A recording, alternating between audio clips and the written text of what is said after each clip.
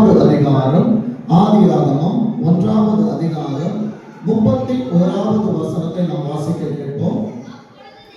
அப்பொழுது தேவன் தாம் உண்டாக்கின எல்லாவற்றையும் பார்த்தார். என் அன்பு தேவ பிள்ளைகளே, கடந்த வாரத்தில் பிரசங்கிக்கப்பட்டது போல கர்த்தருடைய 7 கண்கள் நம்மை சுற்றி பார்த்து கொண்டிருக்கிறது. என் அன்பு தேவ பிள்ளையை நம்ம நினைக்கிறோம், ஆண்டவர் ஒரு காரியத்தை செய்து அதை அவர் பார்ப்பாரா, என்னிடத்தில் அவர் கணக்கு கேட்பாரா? என் அன்பு தேவ பிள்ளையே, அவர் மனதில் தூதர்கள் அவருக்கு விரோதமான காரியங்களை செய்து அவர் கீழே தள்ளினார். அதன் பிறகு ஒரு உலகத்தை உருவாக்க நினைத்தார். அதுதான் இன்றைக்கு நாம் பார்க்கிறதான இந்த பூமியா இருக்கிறது. வேதம் சொல்லுகிறது, அந்த 1வது அதிகாரத்திலே தேவன் தாம் உண்டாக்கின எல்லாவற்றையும் அவர் செய்து முடித்து விட்டு போகிற தேவன் அல்ல. என் பிள்ளைகள் என்ன செய்கிறார்கள், அவர்கள் எங்கே இருக்கிறார்கள், அவர்கள் எதன்படி நடக்கிறார்கள் என்று சொல்லி ஒவ்வொரு காரியங்களை அவர் பார்த்து கொண்டிருக்கிறார். எனக்கு தேவ பிள்ளையே, ஒரு நாள் உண்டு, அது நியாய தீர்ப்பு என்று வேதத்தில் சொல்லப்படுகிறது. அந்த நியாய தீர்ப்பிலே ஒவ்வொருவரும் தன்னிடத்திலே ஒப்புவிக்கப்பட்டதான வேலைக்கான கணக்கை அனுப்பினவருக்கு கொடுக்கணும். என் அன்பு தேவ பிள்ளையை என்னைய உலகத்திற்கு அனுப்பினார், அப்படியே விடல, அவர் பார்த்து கொண்டிருக்கிறார். பார்த்து கொண்டிருந்த தேவனுடைய கண்கள் எதை பார்த்தது தெரியுமா? அவர் படைத்து வைத்ததிலே 6 நாள் படைத்து வைத்த எல்லா காரியமும் மிகவும் நன்றாய் இருந்தது. சொல்லுங்க பாப்போம், நன்றாய் இருந்தது. எனக்கு திருமணத்தை ஏற்படுத்தி கொடுத்தார், எனக்கு மனைவியை கொடுத்தார், எனக்கு பிள்ளையை கொடுத்தார். இன்றைக்கு பிள்ளைகளை நான் வளர்த்து கொண்டிருக்கிறேன். தேவன் அதை பார்ப்பார். உன் குடும்பம் என்கிற வேலைக்குள்ளாக, உன் குடும்பம் என்கிற தோட்டத்திற்குள்ளாக உன்னை நம்பி கர்த்தர் உண்டாக்கி கொடுத்தாரே, அதை கர்த்தர் பார்ப்பார். திருச்சபை என்பது ஒரு தோட்டம், அதற்குள் உன்னையும் என்னையும் கர்த்தர் வைத்தார் என்றால் என்னையும் உன்னையும் அவர் பார்த்தார். அவர் கண்களில் எப்படி இருக்க வேண்டும் தெரியுமா? நன்றாய் இருக்க வேண்டும். வேதம் சொல்லுகிறது, சாயங்காலமும் விடிய காலமும் ஆகி என் அன்பு தெய்வப்படை 6 நாட்கள் உனக்குரியது. நன்றாய் படைத்த தெய்வத்திற்கு நீ நல்ல காரியத்தை தந்து கொண்டிருக்கிறாயா? ஆதியாகமம் 2வது அதிகாரத்திலே 2வது வசனம் சொல்லுகிறது, தேவன் தாம் செய்த தம்முடைய கிரியையை என் அன்பு தேவ பிள்ளையே, வேலை செய்வதை ஆண்டவர் பிஸியா இருந்தாரு. ஆனால் 7வது நாளிலே உனக்காய் எனக்காய் வேலை செய்ய அவர் ஒரு நாளை வைத்தார். என் ஆண்டவர் இந்த உலகத்தை படைக்க வேண்டும் என்று 7 நாட்கள் என்று அவர் மனதில் இருந்தது. ஆனால் என் ஆண்டவருக்கு அவ்வளவு தேவைப்படவில்லை. அவர் 6லே முடித்தார், 7லே ஓய்ந்திருந்தார். வேதம் சொல்லுகிறது, தம்முடைய கிரியை நன்றாக கவனிங்கள். 6 நாட்கள் அவர் வேலையை அவர் முடித்து அவர் ஓய்ந்திருப்பார் என்றார். அவரால் படைக்கப்பட்ட தேவ சொன்னே, உனக்கு என்ன வேலை இருக்கிறது 7வது நாளில்? நம்ம ஆண்டவரை பாட மாட்டோம், ஆண்டவரை துதிக்க மாட்டோம். ஆனால் நான் கூப்பிடுகிற நேரத்தில் அவர் தீவிரமாய் வருவார். எப்படி வருவார்? என் பெயர் அவருக்கு தெரிந்திருக்க வேண்டுமே, நான் யார் என்று அவருக்கு தெரிந்திருக்க வேண்டுமே. என்னை நம்பி கொடுத்த தோட்டத்திற்குள்ளாய் நான் சர்ப்பத்தை அனுமதித்துக் கொண்டிருக்கிறேனா, வார்த்தைகளை அனுமதித்துக் கொண்டிருக்கிறேனா? வேதம் சொல்லுகிறது பாருங்க, 7ஆம் நாளிலே நிறைவேற்றினார். தான் உண்டாக்கின தம்முடைய கிரியைகளை எல்லாம் முடித்த பின்பு 7ஆம் நாளிலே அவர் வெயிட் பண்றாரு. ஏன் போகல? என்னோட அவர் பேசுவதற்கா? என் ஆண்டவர் உட்கார்கிற நாள் தான் நீயும் நானும் ஆராதிக்கிற இந்த நல்ல நாளா இருக்கிறது. 3வது வசனம் சொல்லுகிறது, தேவன் தாம் சிருஷ்டித்து உண்டு பண்ணின தம்முடைய கிரியைகளில் எல்லாம் முடித்த பின்பு அதிலே ஓய்ந்திருந்தார். தேவன் 7ஆம் நாளை சொல்லுங்க, ஆசீர்வதித்தது யாரு? ஆசீர்வதித்தது யாரு? என் அன்பு தேவ பிள்ளையே, இன்றைக்கு என் வாழ்க்கையில் அநேக ஆசீர்வாதத்தை நான் இழந்ததற்கு காரணம், உலகம் ஆசீர்வதிக்கிற 6 நாள் எனக்கு போதும் என்கிறார். ஆண்டவர் ஆசீர்வதிக்கிற 7வது நாள் வேண்டாம் என்கிறார். என் அன்பு தேவ பிள்ளையே, கர்த்தர் ஆசீர்வதித்த அவர் எல்லைக்குள் வருகிறதான நேரத்தில் தான் இல்லை என்கிறதான வாக்கு தத்தம் உனக்கு உண்டாகும். சொல்லுங்க பாப்போம், 7ஆம் நாள் என்கிற அவர் எல்லைக்குள் நான் வருகிற நேரத்தில் எனக்கு இல்லை என்கிற ஆசீர்வாதங்கள் உண்டாகும். வேதம் சொல்லுகிறது, 7ஆம் நாளை ஆசீர்வதித்து அதை சுத்தமாக்கவில்லை, பரிசுத்தமாக்கினார். என் அன்பு தேவ பிள்ளையே, பரிசுத்தம் என்பது சுத்தத்தின் அடையாளம் அல்ல, அதற்கும் மேலே ஒரு படி. என் அன்பு தேவ பிள்ளையே, என்னால் கழுவ முடியாத மாம்ச அழுக்குகளை, என்னால் கழுவ முடியாத பாவ கரைகளை என்னிலிருந்து நீக்கப்பட்டால் ஒழிய ஆண்டவருடைய பார்வையிலே இது நல்லது என்று ஆண்டவரால் என்னை குறித்து சாட்சி சொல்ல முடியாது. ஆதியாகமம் 1வது அதிகாரத்தில் 26வது வசனத்தை வாசிக்க பார்ப்போம்.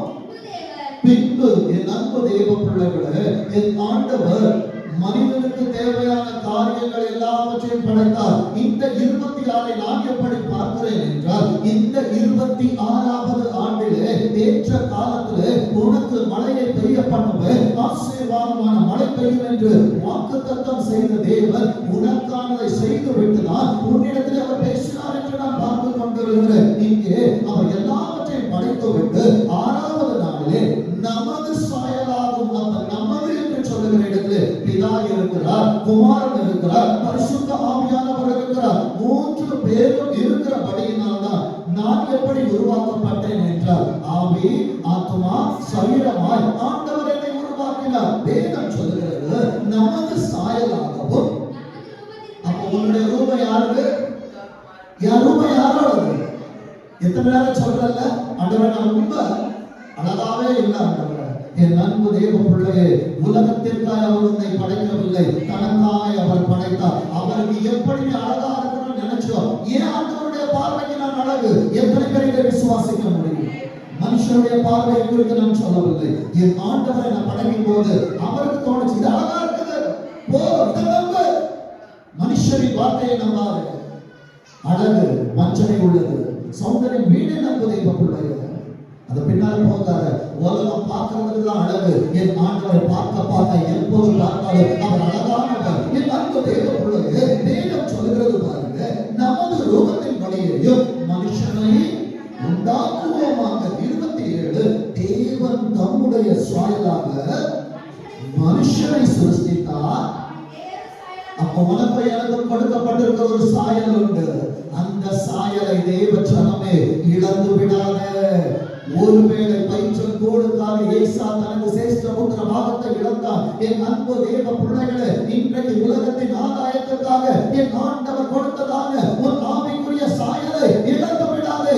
அவன் மாறுதலை தேடியும் அவனுக்கு கிடைக்கல. என் அன்பு தேவ பிள்ளைகளே, ஆணும் பெண்ணுமாக படைக்கும் போது எனக்கான எலும்பு என்னவென்று அவர் படைத்திருக்கிறார். இன்றைக்கு அவருடைய நினைவுக்கு அப்பாற்பட்டு ஆண்டவரை நான் லவ் பண்றேன், ஆண்டவரை எனக்கு அவங்க பிடிச்சிருக்கு, ஆண்டவரை எனக்கு இவங்களை பிடிச்சிருக்குன்னு சொன்னா, என் அன்பு தெய்வ பிள்ளையே, இந்த உலகத்தில் நான் பிரச்சாரம் செய்து கொண்டிருக்கிறேன். அதனால் தான் ஆண்டவர் சொன்னார், என் அன்பு தெய்வ பிள்ளையை வெயிட் பண்ணு. ஈசாக்கு உனக்கான ரெபெக்காள் பிறந்தாள் என்ற செய்தி உனக்கு அறிவிக்கப்படுவதற்கு முன்பாக உன் தகப்பனாய் ஆபிரகாமுக்கு அறிவிக்கப்பட்டது. உனக்காய் கர்த்தர் கொடுத்த தாய் தகப்பன் இருக்கிறார்கள். உனக்காய் கொடுக்கப்பட்ட ஆவிக்குரிய திருச்சபை இருக்கிறது. என் அன்பு தேவ பிள்ளையே, கர்த்தர் சரியான நேரத்தில் உனக்காக சரியாய் செய்வார். எத்தனை பேர் விசுவாசிக்கிறீங்க? ஒருவேளை மனைவி அழகா இல்லைன்னு சொல்லலாம், என் கணவன் அழகா இல்லைன்னு சொல்லலாம், ஆனால் கர்த்தர் இணைத்திருப்பார் என்றால் அந்த குடம் என்றென்றைக்கு நடக்கிறார். விசுவாசிக்கிறீங்களா? என் அன்பு தேவ பிள்ளையே, உன் வாழ்க்கையை தீர்மானிக்கிறதான உரிமை உன்னிடத்தில் இல்லை.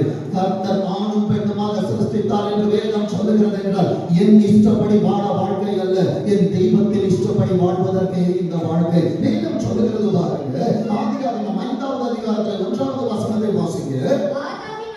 ஆதாமின் வம்ச வரலாறு. அப்ப உனக்கு ஒரு வம்ச வரலாறு பரலோகம் எழுதும்.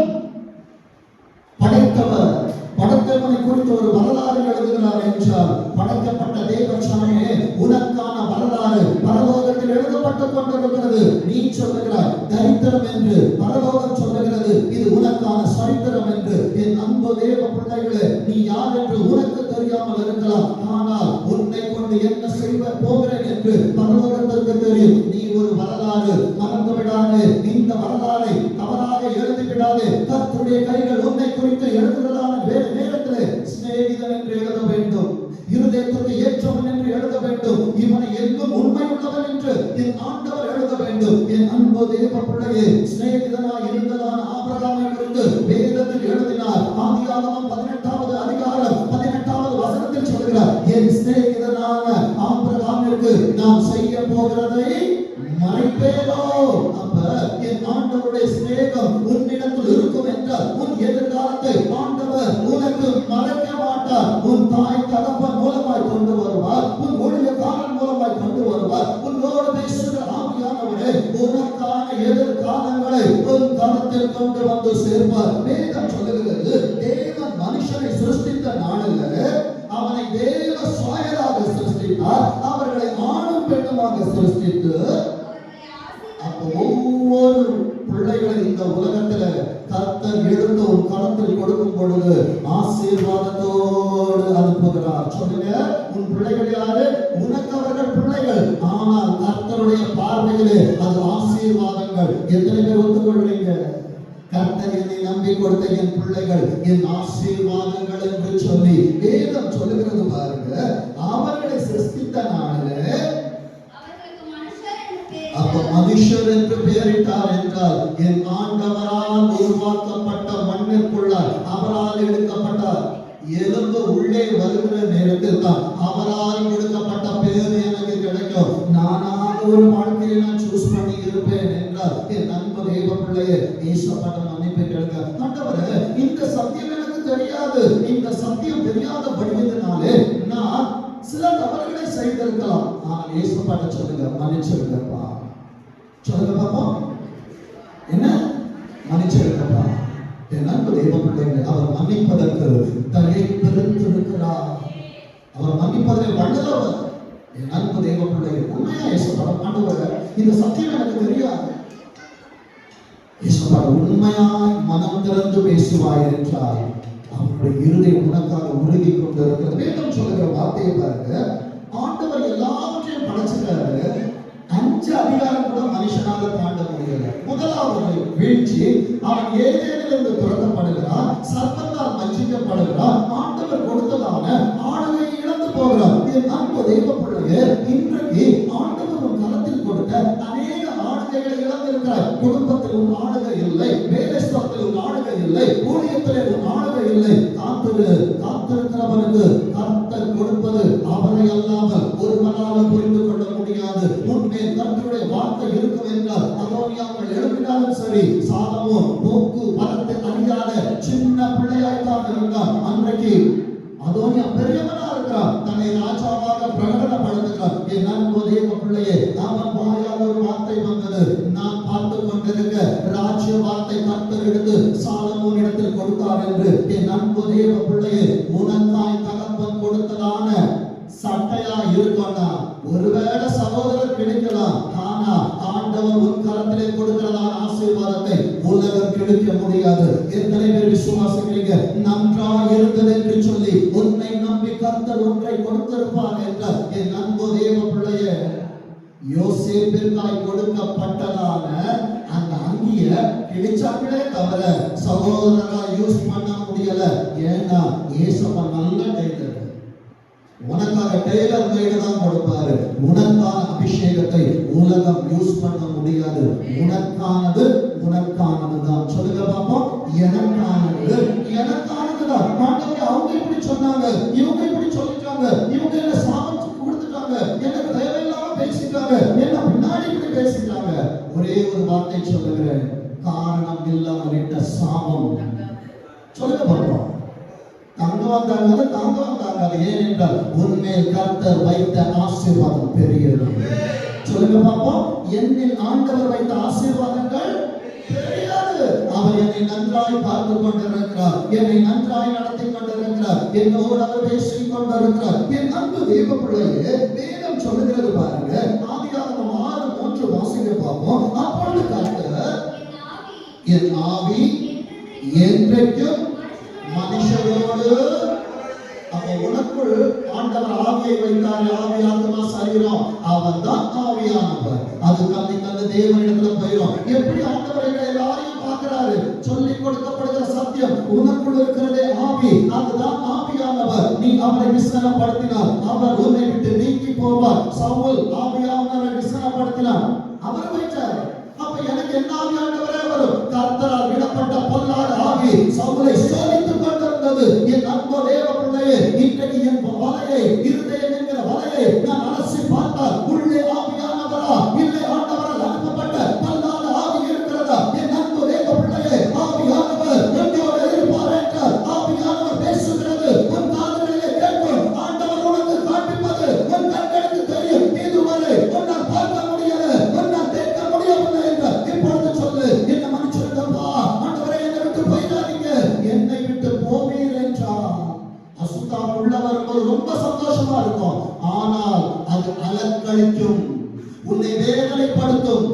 அன்பு தேவ பிள்ளையே, ஆண்டவர் வெளியே போவது தெரியாது.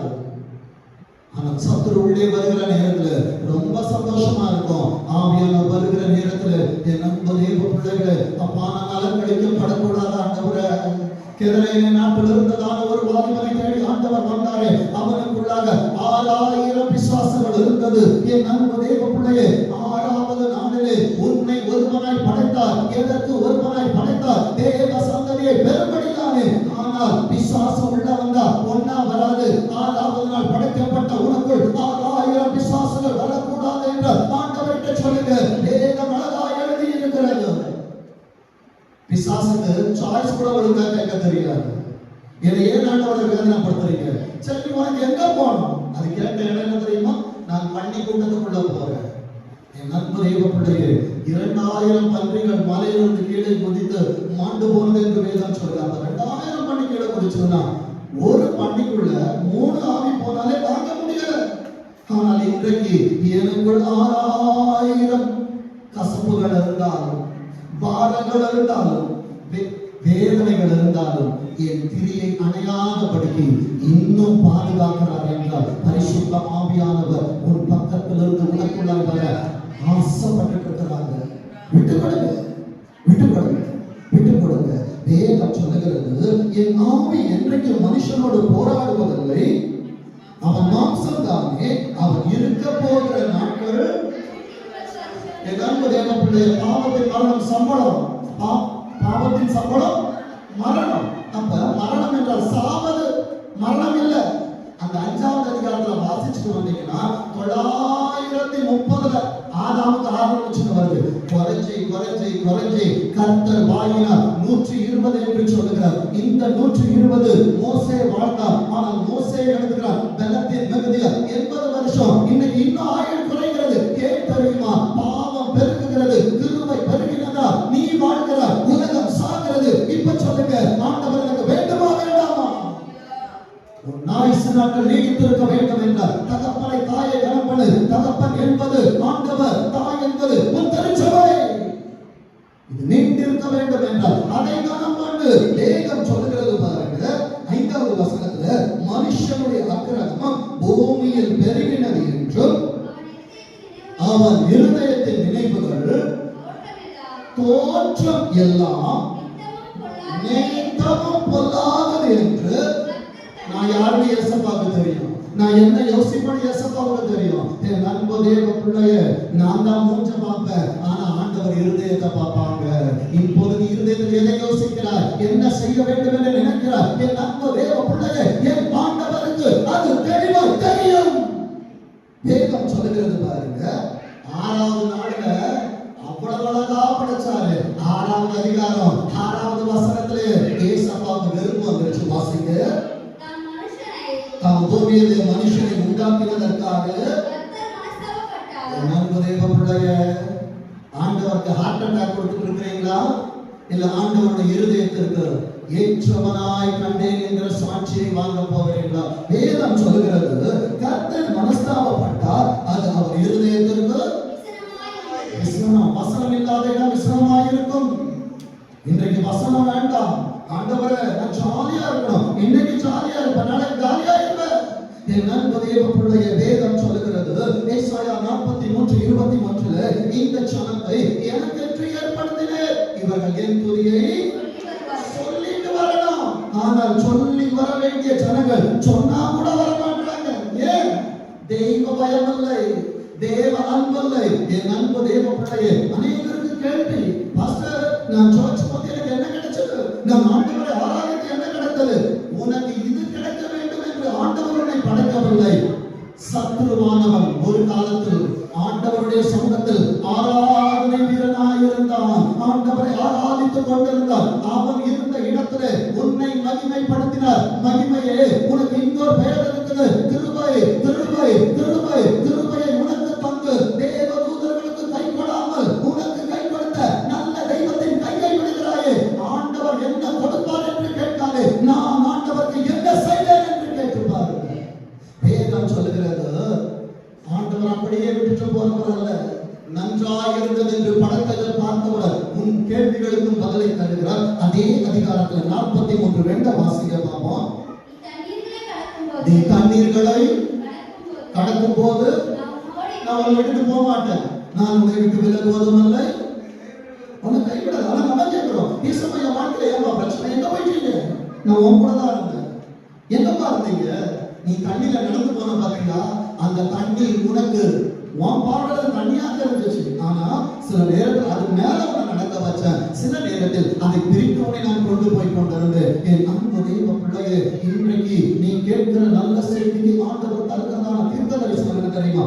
நான் தண்ணீரை கடக்கும் போது, நான் தண்ணீரை கடந்த நேரத்தில் என் ஆண்டவர் என்னோடு இருந்தார். நான் ஆறுகளை கடந்த போது அவைகள் என்னை புரளாமல் பாதுகாத்தார். நான் அக்கினியிலே நடக்கும் போது என்னை வேகாமல் ஆண்டவர் பாதுகாத்தார். அக்கினி ஜுவாலை என் பேரில் பற்றவில்லை. உண்மை என்று சொல்லுகிறவர்கள் கரங்களை தட்டி சொல்லுங்க, இதெல்லாம் கடந்துதான் ஆண்டவரே இந்த இடத்துல வந்து உட்கார்ந்திருக்கிற என் அன்பு தெய்வ பிள்ளையே, 66 ஆகமங்கள் உன் கரத்தில் இருக்கிறது. வேதம் என்கிற பெயரிலே அதிலே ஒரு சத்தியம் உண்டு. சங்கீதம் 66வது அதிகாரம் 12 மாதங்கள் என்று சொல்லி, 12 மாதங்கள் எப்படி இருக்கும் என்று சொல்லி கேட்கிறாய். அவைகள் எப்படி இருந்தால் உனக்கான ஒரு நல்ல செய்தி என் ஆண்டவர் தருகிறார். சங்கீதம் 66வது அதிகாரம் 12வது வசனத்துல, மனுஷரை எங்கள் தலையின் மேல் ஏறி போக பண்ணது யாரு? பண்ணது யாரு? சர்ச்சுக்கு வந்து என்ன கிடைச்சது? என் மேல எல்லாரும் ஏறி போனாங்க, நல்லது, உபத்திரவப்பட்டது. அடுத்த வார்த்தை, தீயை தண்ணீரையும் கடந்து வந்த மனுஷன் தலைமையில ஏறி போனா மனிதன் யார் என்று நீ புரிந்து கொள்ள முடியாது. எல்லாரையும் நம்புவ, விழுந்ததெல்லாம் பாருன்னு நம்புவ, ஆண்டவரே இவர்கள் தான் எனக்கு பெரிய காரியங்களை செய்வார்கள் என்று நம்புவார். ஆனால் உனக்கு முகம் தெரியும், இருதயம் தெரியாது. இருதயத்தை தெரிந்தவர் அவர்கள் இருதயத்தை உனக்கு காட்டி தந்த நாட்களில் அல்லவா உன்னை நடத்தினார், நடந்து கொண்டிருக்கிறார். அவர் கரத்திலே அடங்கி இரு, நாட்கள் வரும். அவர் சொல்லுகிறார், செழிப்பான இடத்துல. எதுக்காக இந்த பாடு தெரியுமா? உனக்கான செழிப்பான இடம் மனசுல இருக்கிறது. அதை உனக்கு காண்பிக்கும்படியா நீ யார் என்று, உன்னோடு இருப்பவர்கள் யார் என்று உனக்கு வெளிச்சம் போட்டு காட்டும்படியா வேதமே வெளிச்சம். அந்த வெளிச்சத்துல நீ நடப்பா என்றால் உனக்கான காரியத்தை அவரே காண்பித்து தருவார். வேதம் சொல்லுகிறது, ஆதியாகமம் 6வது அதிகாரத்துல 8வது வசனம், 6:6 அவருக்கு விசனம் வருகிறது. 8 என்பது புதிய தொடக்கம், 7 என்பது கர்த்தருடைய ஆராதனை. 6வது நாள் படைக்கப்பட்ட தேவ ஜனமே, 7வது நாளிலே கர்த்தருடைய ஆராதனையே கண்டிருக்கிறாயே, உனக்கு ஒரு நல்ல தொடக்கம் உண்டு. விசுவாசிக்கிறீங்களா? 6 எங்க வாசிக்க பார்ப்போம். நோவா அல்ல, அவர் ஓடிவிட்டார். இப்ப இங்க என்ன வாசிக்கணும்? கர்த்தருடைய கண்களில். இப்ப உங்க பேரை போட்டு எல்லாரும் வாசிக்க பார்ப்போம். எல்லாரும் வாசிக்க, சத்தமா சத்தமா, ஜென்சனுக்கோ எல்லாரும் வாசிக்க. கர்த்தருடைய கண்களில் அவருடைய கிரியையாய் இருக்கிற தேவ ஜனமே, கிருபை இல்லாமல் உன்னால் ஒரு நிமிஷத்தை தாண்ட முடியாது. நேற்று இரவு 3 மணிக்கு ஒரு போன் கால், ஐயா முடியல ஓடி வாங்க. 3:30 மணிக்கு ஹாஸ்பிட்டல் போங்க. அங்க பார்த்த இந்த மூச்சு எப்படி போயிட்டே இருக்குது.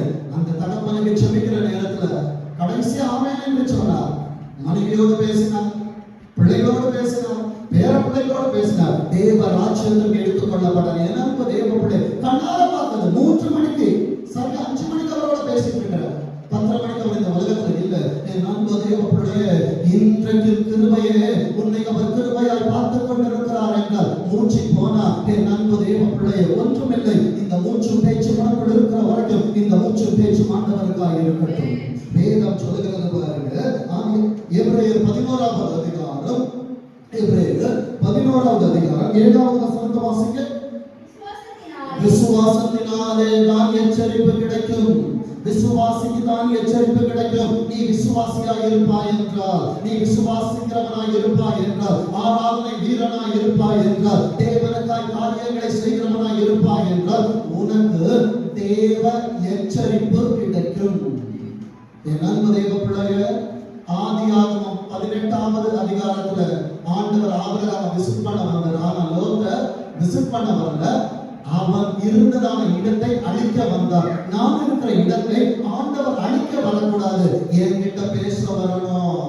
நான் சோதோம் அல்ல, ஆண்டவருக்காய் வாழ்ந்து கொண்டிருக்கிறதான தேவனுடைய ஆசீர்வாதம். எத்தனை பேர் விசுவாசிக்கிறீங்க? வேதம் சொல்லுகிறது பாருங்க, விசுவாசத்தினால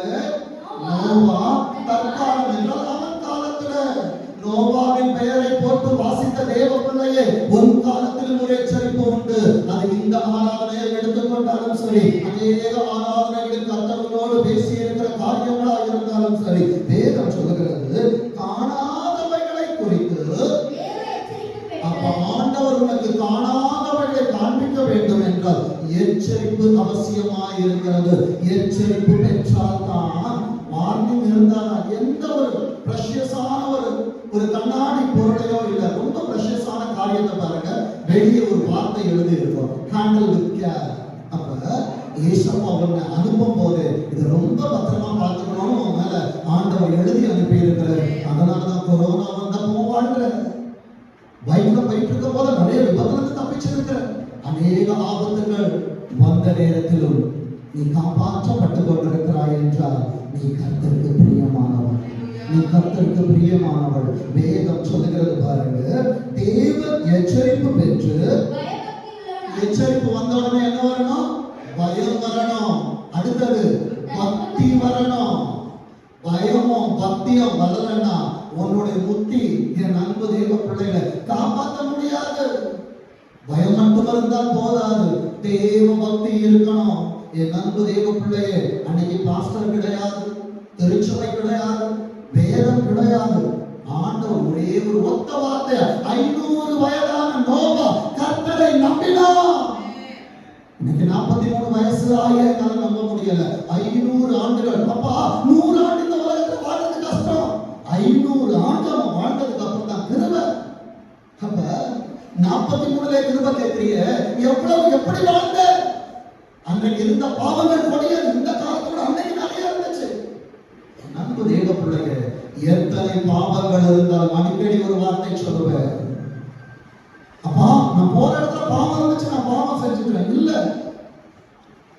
இஸ்ரவேல் யோசுவா வேவுகாரனை அனுப்பின நேரத்தில் பேசி விட்டுட்டு போன, அங்கே சுவிசேஷம் சொன்னாங்க, சிங்கப்பூர்ல கட்டிட்டு வந்தாங்க, ராகாப் என்கிற வேசியை காப்பாற்றினாங்க. என் அன்பு தேவ பிள்ளையே, ஆண்டவர் பாவிகளை நேசிக்கிறாரே தவிர பாவத்தை அவர் நேசிக்கவில்லை. வேதம் சொல்லுகிறது பாருங்க, தன் குடும்பத்தை, அப்ப பயபக்தி இருந்தாதான் குடும்பத்தை ரட்சிக்க முடியும். எப்ப வேணாலும் வருவேன், எப்ப வேணாலும் போவேன். பாஸ்டர் நான் ஆமென் சொல்றதுக்கு முன்னால வந்துடும். ஒரு குடும்பம் வாழ வேண்டும் என்றால், ஒரு குடும்பம் ரட்சிக்கப்பட வேண்டும் என்றால், உன் பிள்ளைகளின் தலைமுறைகளை நீ வாழணும், உன் தலைமுறைகள் உன்னை வாழ்க்க வேண்டும் என்றால் தேவ எச்சரிப்பு பெறணும், பயபக்தி வரணும். தன் குடும்பத்தை ரட்சிக்க பேழையை உண்டு பண்றது என்ன தெரியுமா? என் அன்பு தேவ பிள்ளையே, நீ ஆலயமாய் இருக்கிறாய், உன் திருச்சபை துறைமுகம். இந்த துறைமுகத்திலே இந்த ஆலயங்கள் உள்ளே வருகிற நேரத்தில் இசைவாய் பேழையாக்கப்படும். இதற்குள் வருகிறவன் பேதையாய் இருந்தாலும் அவன் திசை கேட்டு போவதில்லை. கர்த்தர் அவனை நடத்துவார், கர்த்தர் அவனை தாங்குவார், கர்த்தர் அவனை பாதுகாப்பார், கர்த்தர் அவனை பிரகாசிக்க வைப்பார். வேதம் சொல்லுகிறது பாருங்க, குடும்பத்தை ரட்சிப்பதற்கு பேழையை உண்டு பண்ணினார். அதனாலே அவன் உலகம் ஆக்கினைக்குள்ளதென்று தீர்த்து விசுவாசத்தில் உண்டாகும் நீதிக்கு பரலோகத்துக்கு சுதந்திரவாளி ஆகணும்னா சாதாரணமா போக முடியாது. பாஸ்டருடைய பிரசங்கத்தை கேட்டா போக முடியாது. பரலோகத்துல ஒன்னே ஒண்ணுதான் இருக்கும், ஆராதனை. சொல்லுங்க பாப்போம், மகனை அசத்தி சொல்லுங்க, ஆராதனை.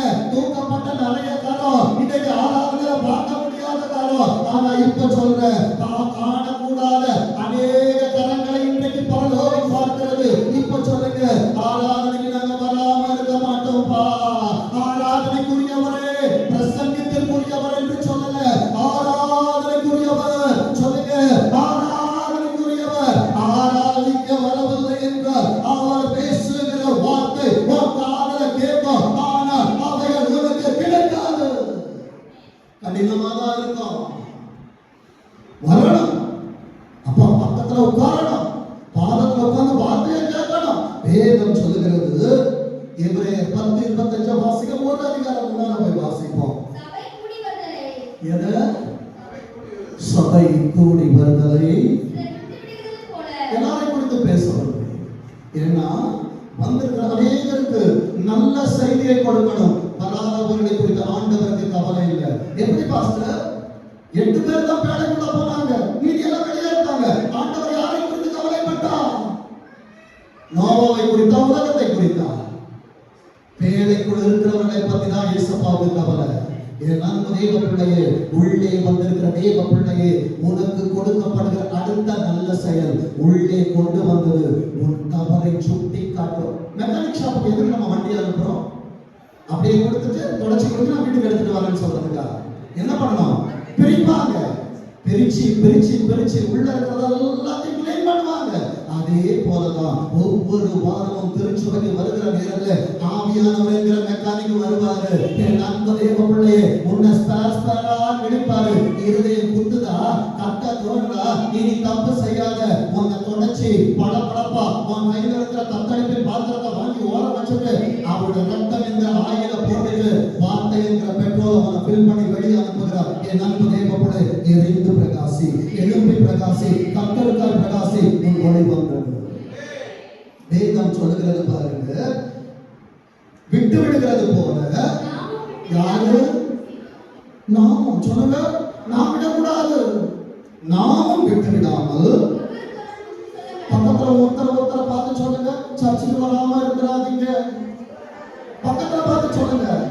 இப்ப பார்த்த உடனே எவ்வளவு சிரிப்பு வருது பாத்தீங்கன்னா, ஒரு சந்தோஷம் வருது பாத்தீங்கன்னா. எம்சி சிஸ்டர் பாக்குறாங்க, பாஸ்டர் நான் யாருக்கிட்ட சொல்றது? பக்கத்துல பொண்ணுகிட்ட சொல்லுங்க, அம்மா நம்ம சர்ச்சுக்கு போனோம், அண்ணனை கூட்டிட்டு வரணும், அப்பாவை கூட்டிட்டு வரணும்.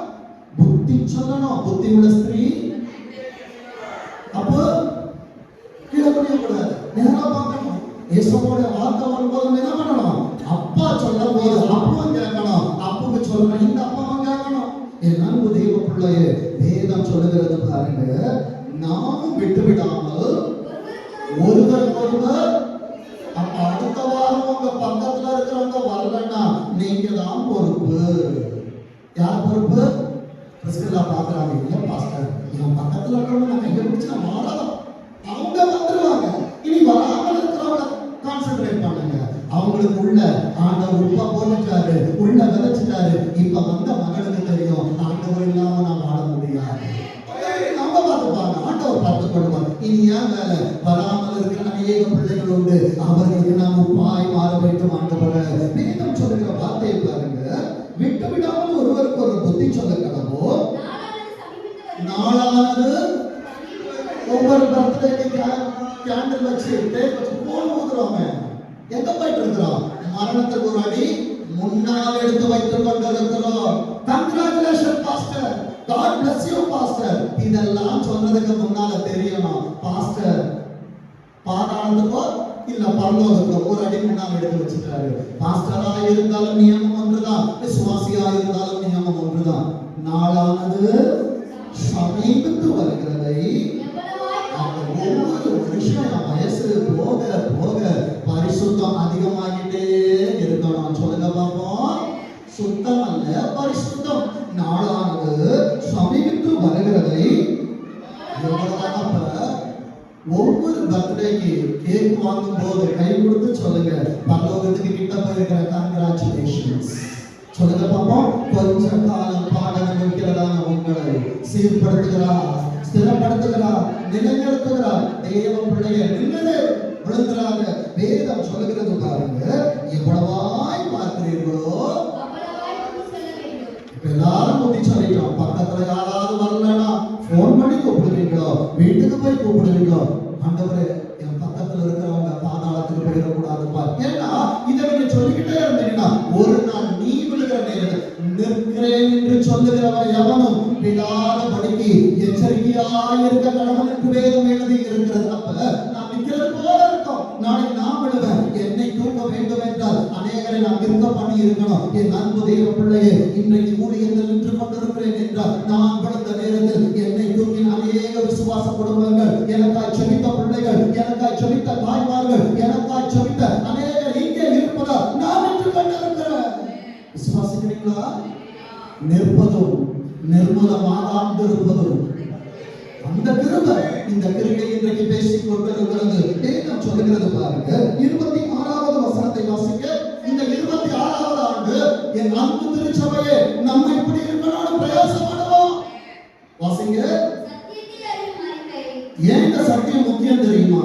சத்தியத்தையும் அறிவீர்கள். சத்தியம் இந்த உலகத்துல இருந்து உங்களை விடுதலை ஆக்கணும்னா சத்தியம் இல்லாமல் நித்தியத்தை பார்க்க முடியாது. வேதம் சொல்லுகிறது சத்தியம் சத்தியத்தை அறியும் அறிவை. எல்லாரும் பைபிள் வச்சிருக்கிறீங்களா? 307வது பக்கத்துல இருக்குது. பைபிள் வைத்திருக்கிற எல்லா தேவ பிள்ளைகளும் 307வது பக்கத்தை திருப்பவும். வேதம் சொல்லுகிறது, சத்தியத்தை அறியும் அறிவை அடைந்த பின் நாம் புத்தி சொல்ல கடவோம் என்கிற அடுத்த வார்த்தை தான் இது. நாம் மனப்பூர்வமாய் பாவத்தை மனப்பூர்வமா செய்கிறோம். ஆண்டவரிடம் மனம் இல்லாமல் வருகிறோம். இதைதான் வேதம் கற்றுக் கொடுக்கிறது. என் அன்பு தேவ பிள்ளையே, ஆண்டவரை பார்க்க மனப்பூர்வமாய் வா. பாவம் செய்வதற்கு மனம் இல்லாமல் போயிடாது. என் அன்பு தெய்வ பிள்ளைகளை, ஒரு காலத்துல சவுலுடைய ஒரு கொங்கல வெட்டிட்டான். யாரு? தாவீது. மனசு டப்பு டப்பு டப்பு டப்பு டப்பு அடிக்குது. ஆனால் பச்சைகளாய் பார்க்கும் போது மனசு அடிக்கலையே தாவீது. என் அன்பு தெய்வ பிள்ளையே, பாவத்திற்கு விலகி ஓடு. கர்த்தர் உன்னை பரிசுத்தத்திற்கு அழைக்கிறார். வேதம் சொல்லுகிறது பாருங்க, சத்தியத்தை அறியும் அறிவை அடைந்த பின்பு நாம் மனப்பூர்வமாய் பாவம் செய்கிறவர்களாய் இருந்தால், சர்ச்சைக்கு போனோன்றது தெரியும், ஐந்துக்கு வரணுன்றது தெரியும், ஆராதனையில நிற்கணும்ன்றது தெரியும், பாடணும்ன்றது தெரியும், ஆராதிக்கணும்ன்றது தெரியும். ஆனால் மனப்பூர்வமாய் வராமல் இருக்கிறாயே, மனப்பூர்வமாய் செய்யாமல் இருக்கிறாயே. இது நீ இன்றைக்கோ இல்ல கடந்த காலத்துல இருப்பாய் என்றால் எதிர்காலத்தில் இருந்து விடாதே. வேதம் சொல்லுகிறது, மனப்பூர்வமாய் பாவம் செய்கிறவர்களாய் இருந்தால் பாவங்களின் நிமித்தம் ஏசப்பா ஏற்கனவே உனக்கு ரத்தத்தை கொடுக்கிறார். இனி இன்னொரு ரத்தம் நமக்கு வராது. 27 வாசிமா, நியாய தீர்ப்பு வரும் என்று பயத்தோட எதிர்பாரு. என் அன்பு தெய்வ பிள்ளைய, எரேமியா 29:11 சொல்றது, நீ எதிர்பார்த்த முடிவை கொடுக்கும்படி கர்த்தர் மேல் நினைத்திருக்கிற நினைவுகள் உண்டு. ஆனா அவர் எதிர்பார்த்த நினைவுகளை காட்டிலும் நான் எதிர்பார்த்திருக்கிற நினைவு பரலோகத்தில் இருக்க வேண்டும் என்று வேதம் சொல்லுகிறது. நியாய தீர்ப்பு வரும் என்று பயத்தோடு எதிர்பார்க்குதலும் விரோதிகளை பட்சிக்கும். நான் ஆண்டவருக்கு சிநேகிதனாய் இருக்கணுமே தவிர விரோதி ஆயிடக்கூடாது. விரோதி ஆவேன் என்றால் எனக்கான தண்டனை அக்கினி. அக்கினிக்குள்ள ஏதாவது போட்டா வெளியே வருமா? வராது. எப்ப வரும் தெரியுமா? ஆண்டவர் கூட இருந்தார். சாத்ராக் மேஷாக் ஆபேத்நேகோவே, சட்டம் உனக்கு எதிராக இருந்தாலும் நிறுத்தின பொற்சிலையை வணங்க மாட்டோம் என்று கர்த்தர் நின்றார். அக்கினி ஜுவாலைக்குள்ள உனக்காய் வருவார். ஆனால் சபை ஆராதனை 8 மணினா நான் 9:30 மணிக்கு வருவேன் என்றால் ஆண்டவர் தீப்பெட்டியை பத்த வச்சாலும் வரமாட்டார். வேதம் சொல்லுகிறது பாருங்க, 29 வாசிங்க. ஏசப்பா எவ்வளவு அழகா எழுதுறாரு பாருங்க. என் பிள்ளைங்க சொன்ன, நீ போகாத, நீ என் கூடவே உன்னை போனா நீ ரத்தம் சிந்தனம் பரவாயில்ல, நான் தானே படைச்சேன், நான் தானே கையினாலே எல்லாரும் உருவாக்குனேன். இன்னைக்கு பாவம் செய்யறாங்க, ஏன் ரத்தத்தை கொடுத்து என் பிள்ளைகளை காப்பாற்றுறேன்னு பரலோகத்தை விட்டு ஒரு இளைஞி வந்தாரு. அவருக்காய் எழுதின வார்த்தை இது. வாசிங்க, தேவனுடைய குமாரனை காலின் கீழ் மதிக்க போகிறாயா, தலைமையை தூக்கி வைத்து மதித்து கொண்டாட போகிறாயா? தேவனுடைய வேதம் சொல்லுகிறது, தேவனுடைய குமாரனை காலின் கீழ் மிதித்து தன்னை பரிசுத்தம் செய்த உடன்படிக்கையின் இரத்தத்தை பரிசுத்தம் என்று சொல்ல வேண்டிய தேவ பிள்ளையே, நான் எப்பப்பா இப்படி பண்ணேன்? நான் ஒவ்வொரு மணித்துளியில் நான் லேட்டா வரும் பொழுதும் இந்த அசுத்தம் எனக்குள்ளாய் இருக்கிறது. அசுத்தம் என்று எண்ணி என்னாவி கிருபை கிடைத்ததே. பரிசுத்த ஆவியானவருடைய அனுக்கிரகம், கிருபையின் ஆவியை நிந்திக்கிறவன் எவ்வளவு கொடிதான அக்கினிக்கு பாத்திரமாய் இருப்பான் என்பதை அப்பா ஒரு அடிச்சா தாங்க முடியாது. பாஸ்டர் ஒரு வார்த்தை சொன்னா, பாஸ்டர் என்ன அப்படி பேசிட்டான்னு 3 நாள் தூக்கம் வராது.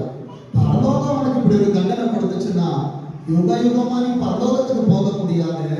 இதை யோசித்து பார்த்தியா? என் அன்பு தெய்வ பிள்ளையே, இனி ஏசப்பாவுடைய சமூகத்தை டிலே பண்ணிடாத.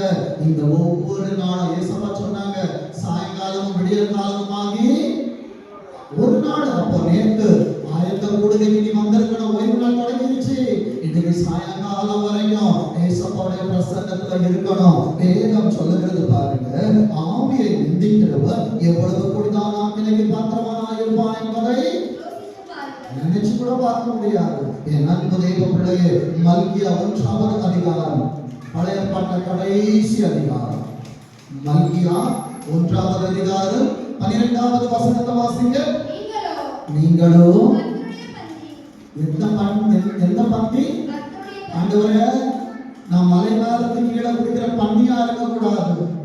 உங்க பந்தியிலே உட்கார்ந்து என்னை சுத்தம் செய்கிறதான உங்க பிள்ளையா இருக்கணும்பா. வேதம் சொல்லுகிறது, நீங்களோ கர்த்தருடைய பந்தி. நம்ம சொல்றோம், ஆண்டவரே நான் உங்களுக்காக தான் வரேன்.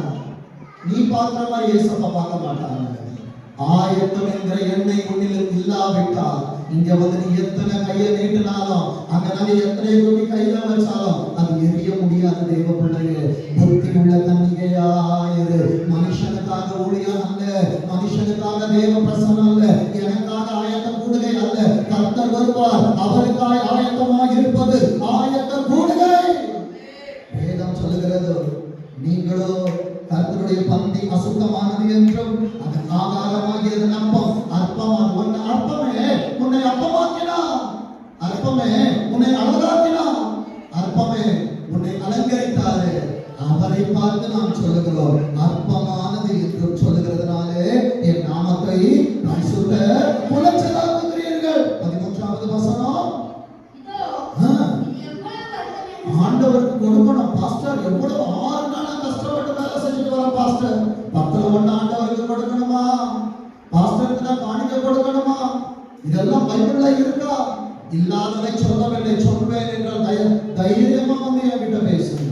வேதத்தில் இருப்பதை காண்பித்து தருகிற வேதம் சொல்லுகிறது, இதோ இது எவ்வளவு வருத்தம் என்று சொல்லி அதை நம்ம ஒரு விதமா பேசுவோம். அது பரலோக வராக சொல்லுது. அதை ஒரு திருடமாய் பேசி என்னதான் கொண்டு வரும் தெரியுமா? நம்ம யூஸ் பண்ணிட்டு நம்ம செலவுக்கெல்லாம் எடுத்துட்டு அப்புறம் கொண்டு வரும். பீருண்டதையும் கால் ஊனமானதை நன்கு தேவப்பட்டு முழுமையாக இருக்கும் பொழுது அதிலிருந்து ஆண்டவருக்கு கொடுக்க வேண்டுமே தவிர அதிலிருந்து ஒரு காலை எடுத்துட்டோம்னா அது கால் ஊனமானது, உன் காணிக்கை முகமானது.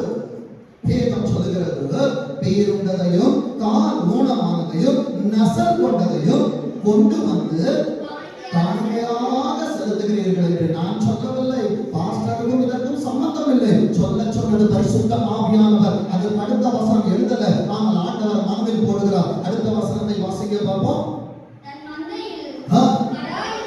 கடாயிருங்கள் பிரஷியஸான ஒன்று இருக்கும் பொழுது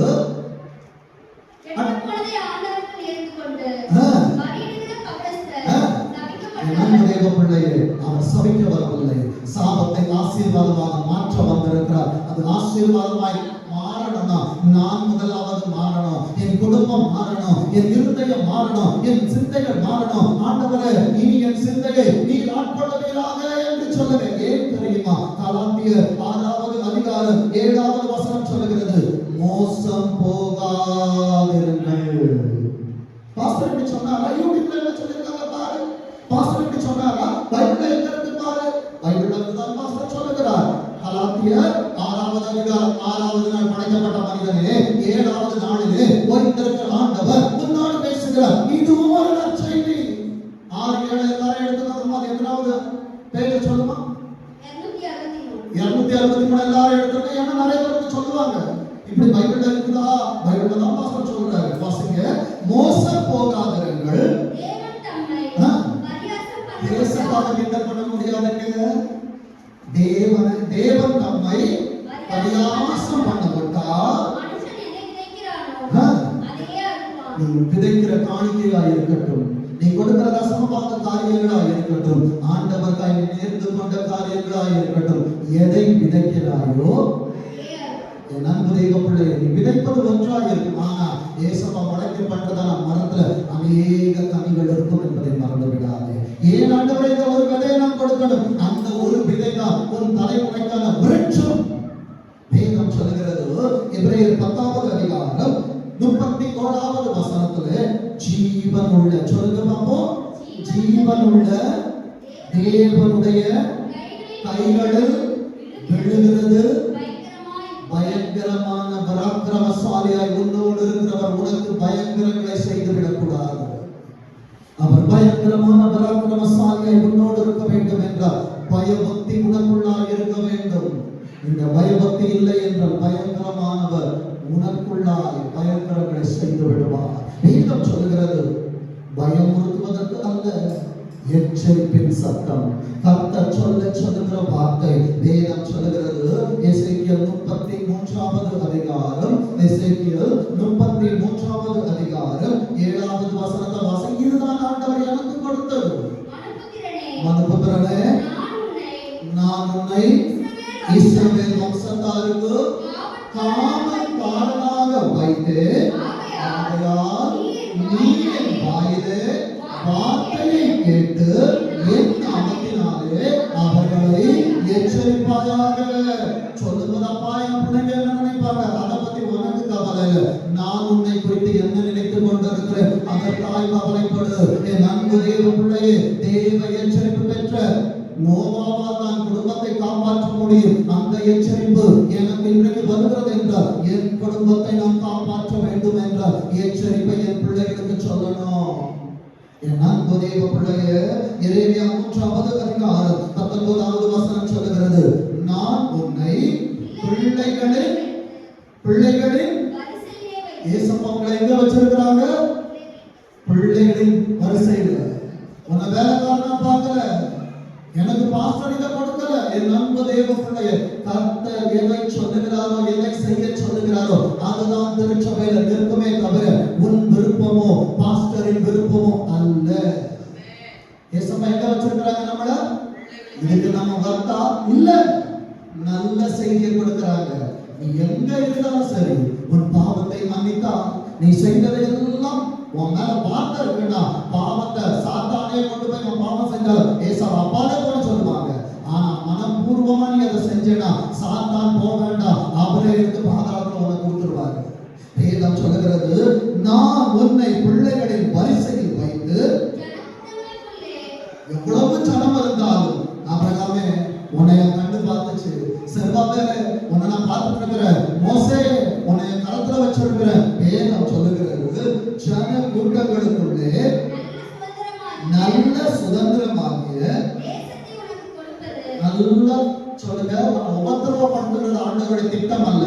உனக்கு நல்ல தேசத்தை கொடுக்க போறாங்க, நல்ல வீட்டை கொடுக்க போறாங்க, நல்ல எதிர்காலத்தை கொடுக்க போறாங்க. நீ வாழ்ந்து சுகித்திருக்க போகிற. எத்தனை பேர் விசுவாசிக்கிறீங்க இந்த ஆண்டுல ஏசப்பா எனக்கு ஒரு நல்ல வீட்டை கட்ட போறாங்க, என் குடும்பத்தை கட்ட போறாங்க, என் பிள்ளைகளை கட்ட போறாங்க, என் தொழிலை கட்ட போறாங்க. இன்னும் ஒரு படி மேற்படி போய் சொல்லுகிறேன், எங்கள் திருச்சபையில ஆண்டவர் அநேக ஆராதனைகளை கொடுக்க போகிறார்.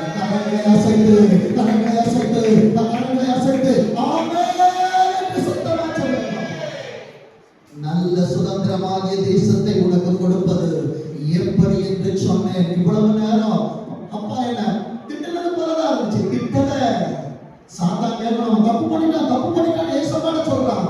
என் பிள்ளைய கண்டிப்பது நீ இல்லைன்னா ஏன் கண்டிக்கிறேன் தெரியுமா? அவனுக்கு நல்ல தேசத்தை கொடுக்க போறேன். சொல்லுங்க பார்ப்போம், ஏசப்பா எனக்கு நல்ல வாழ்க்கையை கொடுக்க போறாங்க. நீதிமானின் தலையை தயவாய் கொடுக்கட்டும்.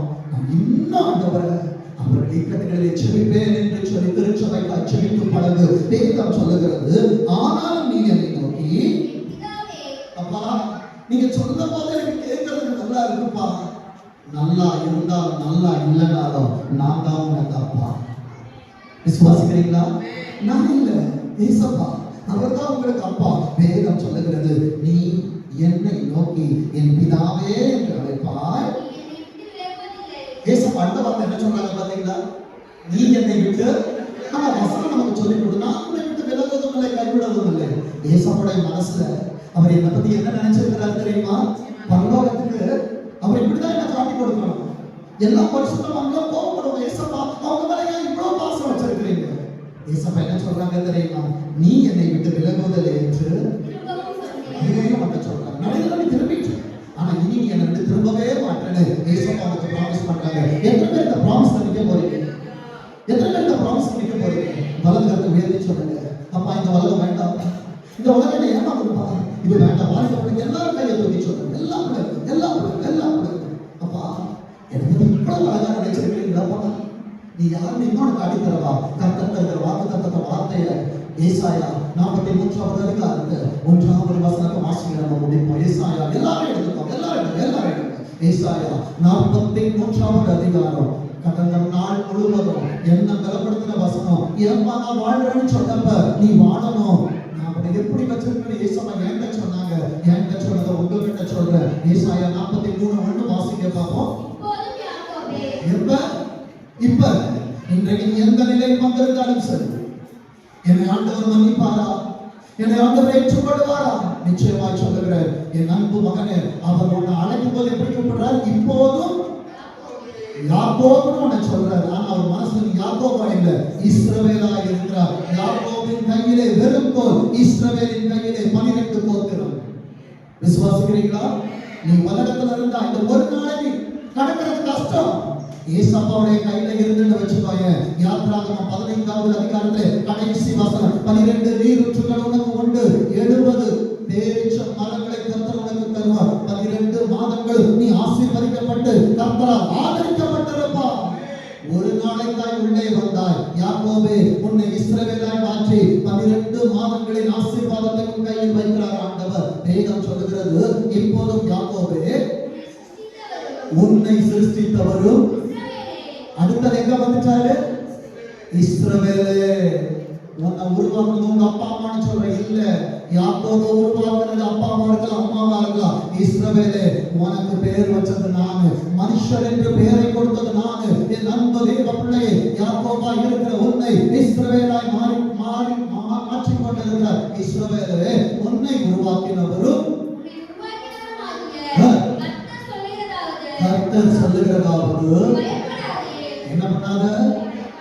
பயபக்தி இருந்தா உலகத்தின் பயம் உனக்கு வராது. பயப்படாது. உன்னை என்ன பண்ணிருக்கிறாரு? உன்னை எங்கேயோ உலகத்தில் அடகு வச்சிருக்கிறார். உன்னை மீட்டுக் கொண்டு தம் ரத்தத்தினால் அவர் உன்னை மீட்டுக் கொண்டிருக்கிறார். உன்னை மீட்டுக் கொண்டு நிறைய பேருக்கு பேர் மறந்து போச்சுங்க. நோவா என்கிற இடத்தை எடுத்து உனக்கு அந்த இடத்தை கொடுத்து கிருபை எனக்கு என்று உனக்கு பெயரை சூட்டினார் அல்லவா? உனக்கு உன்னுடைய பெயர் சொல்லி அழைத்து சத்தமா சொல்லுங்க பார்ப்போம். நான் யாரு? நான் யாரு? உனக்கு யாரும் இல்லைன்னு சொல்லாத, நீ தனிமரம் என்று சொல்லாத. நீ கர்த்தருக்குரியவனாய் இருந்தால் உலகம் உனக்குள்ளாய் இருக்காது. உலகத்திற்குரியவர்கள் உன்னை வெறுப்பார்கள். உலகம் உன்னை தூக்கி வெளியே போடும். குப்பையில் இருந்த உன்னை ஆண்டவர் ராஜாக்களோடு ஆசாரியர்களோடு உட்கார பண்ணுவார். நாம் கண்களை மூடி ஜெபிப்போம். அப்பா உமக்கு ஸ்தோத்திரிக்கிறோம் ஆண்டவரே. இந்த நேரத்தில் கர்த்தர் நன்றாய் இருந்தது என்று சொன்ன வார்த்தைகளுக்காக ஸ்தோத்திரம். கேட்ட பிள்ளைகள் அப்பா கொடுத்ததால் அழியனே ஆண்டவரே, என் திருச்சபை கர்த்தர் நன்றாய் இருக்க செய்கிறார். பிள்ளைகளோடு கர்த்தர் பேசி இருப்பீர் என்றார். இருதய கதவுகள் தட்டப்பட்டிருக்கும் என்றால் என் பிள்ளைகளை கர்த்தர் ஆதரிப்பீராக வழி நடத்துங்கள். இயேசு கிறிஸ்துவின் மூலமாய் ஜெபிக்கிறோம். ஜெபம் கேளும் ஜீவனுள்ள நல்ல தகப்பனே.